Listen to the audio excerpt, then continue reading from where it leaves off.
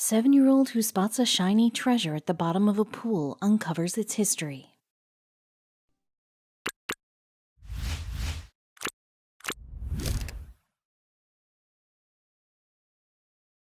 In 2020, a 7-year-old boy named Theo made the find of a decade at an Idaho hot spring resort, living out every treasure hunter's dream. The precious item he spotted was thought to have been lost forever, though something about its curious appearance made the resort owners try a different tactic to trace back its history. Young Theo was on vacation with his mom over at Trinity Hot Springs in Featherville, Idaho. The boy was very adventurous and was excited to explore the waters. Since he was very small, he was a pro at finding hidden treasures. In pre-K, his teachers would bury little treasures in the playground sandbox for the children to find. Theo would find most, if not all of them, so to ensure there'd be enough for the other kids, he was not allowed in the sandbox. But at the Featherville resort, he would have no limitations whatsoever. Flash forward to Theo at the hot springs.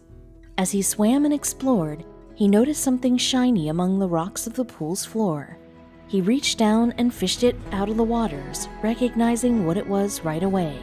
The treasure was a wedding ring, and a very beautiful one at that.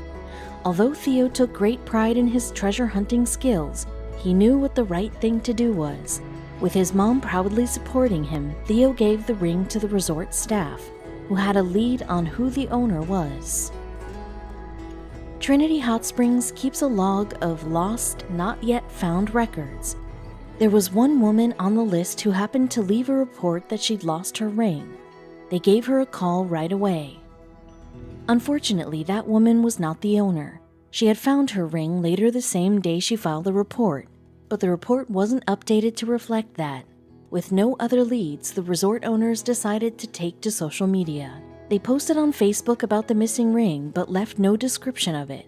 This was to keep the ring safe from strangers hoping to pawn it off and make fast yet easy money. They had to be alert for messages from scammers looking to make a buck.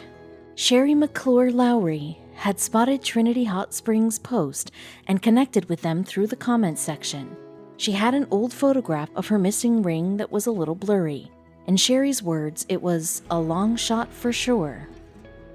Sherry had stayed over at Trinity Hot Springs back in the late 70s. When she realized she had lost her wedding ring, the staff immediately took action, scavenging the pool for her ring. They could not find it. Over the decades, the Hot Springs Resort would clean out the pool and search for many other lost items. Some were found while some weren't, including Sherry's ring. It just seemed gone. For more than 40 years, Sherry thought she would never see the symbol of her and her spouse's love. There would always be the question of what happened to her precious keepsake, until little Theo made the incredible discovery. After commenting on Trinity Hot Springs' post and sharing her photograph, the resort was ecstatic to see the ring in the photograph was the very same ring that was found. All that was left was to reunite them in person. Dozens of family and friends took to the comments section overjoyed with the unexpected find.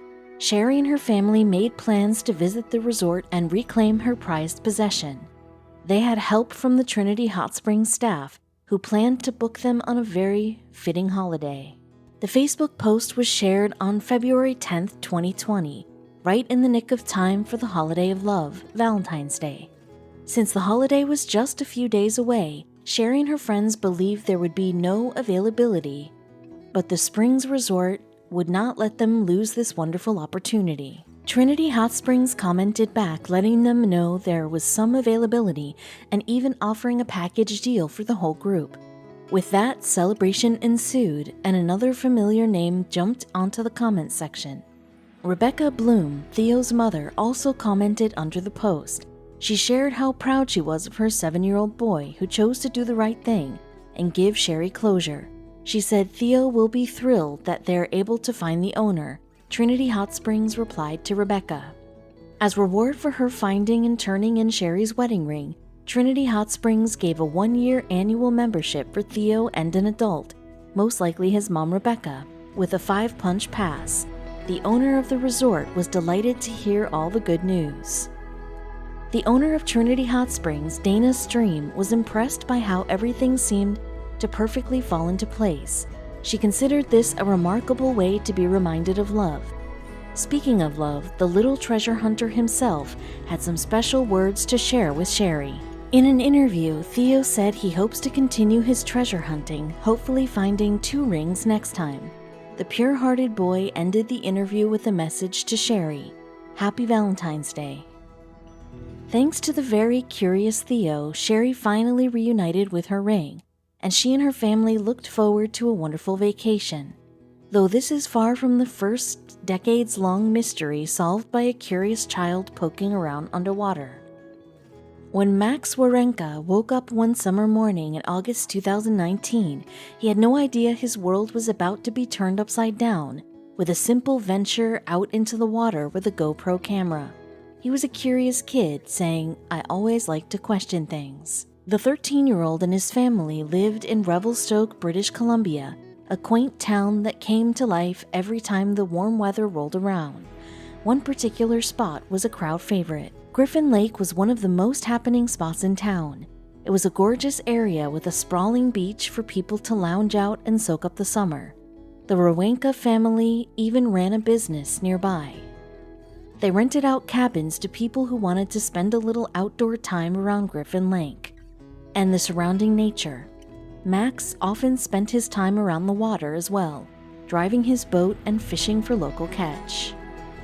One sunny summer morning, Max prepped all his fishing equipment in his boat, just offshore, and prepared to enjoy the next few hours, Griffin Lake style. While cruising around the water, he came across a startling sight. There was a massive object laying on the lake bottom he never saw during any of his trips before. As he got closer, he realized it was something that should not have been there. He sped his boat directly home. He'd seen a car and told his mother about it, but she wasn't as concerned. She knew back in 2009 there was a car that crashed into the lake, but the situation was taken care of by police. Still, she wasn't sure. So she mentioned it to a local Royal Canadian Mounted Police officer the next day, just in case, and he gave her some startling news. The car from the 2009 crash was dredged out of the lake. This, of course, had big implications. It meant the vehicle Max found was from a different accident. Police swarmed the lake, hoping to find out more about the car. Max joined the officers out at the location, but the sun's glare made it impossible to see it. Max, however, refused to let officers turn around and return at a later time. He had with him a GoPro camera, so he dove into the water and began his descent to the bottom. At first, Max was afraid he took them to the wrong location, as he couldn't see the vehicle anywhere. But as he got a little deeper, it all came into view. Was this the missing piece to a recent crime?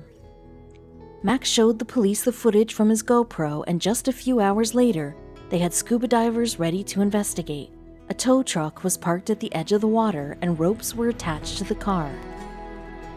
Slowly, the tow truck pulled the car from the bottom of the muddy lake and onto the grassy bank.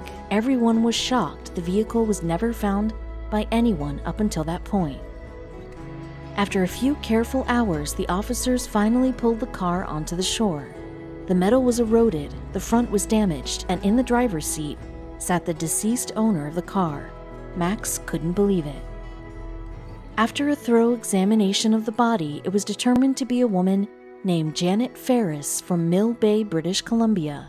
Incredibly, she went missing 27 years earlier on her way to a wedding. Police believed in 1992 her car jumped a guardrail into Griffin Lake while she was on her way to Alberta. Her family had no idea what happened for nearly 3 decades. Corporal Thomas Blackney of the Revelstoke Royal Canadian Mounted Police was thrilled with Max's discovery. "That's good detective work on his part," the officer said. Although finding a deceased body is never a teenager's idea of a great day on the lake, Max was happy the Ferris family found closure. They thanked him for his keen senses and spoke out about Janet's decades-long disappearance. Her granddaughter, Erin, was only 12 at the time of the accident, but the girl always suspected the worst. "I didn't want to admit that I was sad in front of my parents because that would maybe be admitting I had lost hope," Erin said. Max did them a great service, and he wasn't the only kid to stumble upon evidence of a cold case.